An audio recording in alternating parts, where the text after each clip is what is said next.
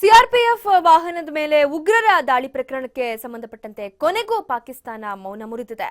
ಪಾಕಿಸ್ತಾನ ವಿದೇಶಾಂಗ ಸಚಿವಾಲಯದಿಂದ ಮಾಧ್ಯಮ ಪ್ರಕಟಣೆಯನ್ನ ಬಿಡುಗಡೆ ಮಾಡಲಾಗಿದೆ. ದಾಳಿಗೂ ನಮಗೂ ಲಿಂಕ್ ಮಾಡಬೇಡಿ, ಪುಲ್ವಾಮಾದಲ್ಲಿನ ಉಗ್ರರ ದಾಳಿಯನ್ನ ನಾವು ಖಂಡಿಸುತ್ತೇವೆ, ಎಲ್ಲೇ ಹಿಂಸೆ ನಡೆದರೂ ಅದನ್ನ ನಾವು ಸದಾ ಖಂಡಿಸುತ್ತೇವೆ ಅಂತ ಪಾಕಿಸ್ತಾನ ವಿದೇಶಾಂಗ ಸಚಿವಾಲಯ ಸ್ಪಷ್ಟನೆಯನ್ನ ನೀಡಿದೆ. ಈ ಒಂದು ಸ್ಪಷ್ಟನೆಯನ್ನೇನೋ ಪಾಕಿಸ್ತಾನ ವಿದೇಶಾಂಗ ಸಚಿವಾಲಯ ನೀಡಿದೆ. ಆದ್ರೆ ಸಾಕಷ್ಟು ಬಾರಿ ಪಾಕಿಸ್ತಾನ ಒಂದು ರೀತಿ ಎರಡು ತಲೆ ಹಾವಿನ ಹಾಗೆ ವರ್ತನೆಯನ್ನ ತೋರಿಸಿರುವಂಥದ್ದು. ನಿಜಕ್ಕೂ ಈ ಸ್ಪಷ್ಟನೆಯನ್ನ ನಂಬಬೇಕಾ?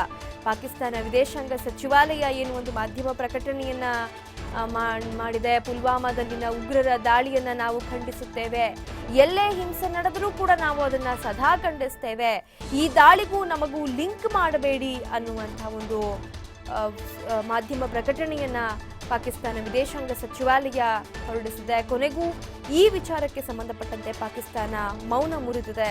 ಅಂದ್ರೆ ಈ ಪ್ರಕರಣಕ್ಕೂ ನಮಗೂ ಯಾವುದೇ ರೀತಿಯಾದಂಥ ಲಿಂಕ್ ಇಲ್ಲ ಅಂತಂದ್ರೆ ಅದನ್ನ ಒಪ್ಪುವಂತ ಪರಿಸ್ಥಿತಿಯಲ್ಲಿ ಭಾರತ ಇದೆಯಾ ಅಂತ ಒಂದು ನಂಬಿಕೆಯನ್ನ ಪಾಕಿಸ್ತಾನ ಉಳಿಸ್ಕೊಂಡಿದ್ಯಾ ಅನ್ನುವಂಥದ್ದು ಕೂಡ ಇಲ್ಲಿ ಪ್ರಮುಖವಾಗುತ್ತೆ. ಜೈಷ್ ಇ ಮೊಹಮ್ಮದ್ ಸಂಘಟನೆ ಏನು ಈ ಹೊಣೆಯನ್ನ ಹೊತ್ಕೊಂಡಿದೆ, ಈ ಒಂದು ಸಂಘಟನೆ ವಿಚಾರಕ್ಕೆ ಸಂಬಂಧಪಟ್ಟಂತೆ ಇದರ ಹಿಂದೆ ಪಾಕಿಸ್ತಾನದ ಕೈವಾಡ ಇದೆ ಅನ್ನುವಂಥ ಶಂಕೆಯನ್ನು ಕೂಡ ವ್ಯಕ್ತಪಡಿಸಲಾಗ್ತಾ ಇದೆ. ಹಾಗಾಗಿ ಪಾಕಿಸ್ತಾನ ಕೂಡ ಇದಕ್ಕೂ ನಮಗೂ ಲಿಂಕ್ ಮಾಡಬೇಡಿ, ನಾವಿದನ್ನು ತೀವ್ರವಾಗಿ ಖಂಡಿಸ್ತೇವೆ ಅನ್ನುವಂಥದ್ದನ್ನ ಹೇಳಿದ್ದಾರೆ. ಆದರೆ ಇದನ್ನ ನಂಬುವಂಥ ಪರಿಸ್ಥಿತಿಯಲ್ಲಿ ಭಾರತ ಇದೆಯಾ? ನಿಜಕ್ಕೂ ಈ ಒಂದು ಉಗ್ರ ಚಟುವಟಿಕೆಯ ಹಿಂದೆ, ಈ ಒಂದು ಉಗ್ರರ ದಾಳಿಗೆ ಹಿಂದೆ ಯಾರ ಕೈವಾಡ ಇದೆ ಅನ್ನುವಂಥದ್ದು ತನಿಖೆಯಿಂದ ಬಹಿರಂಗಗೊಳ್ಳಬೇಕಾಗತ್ತೆ.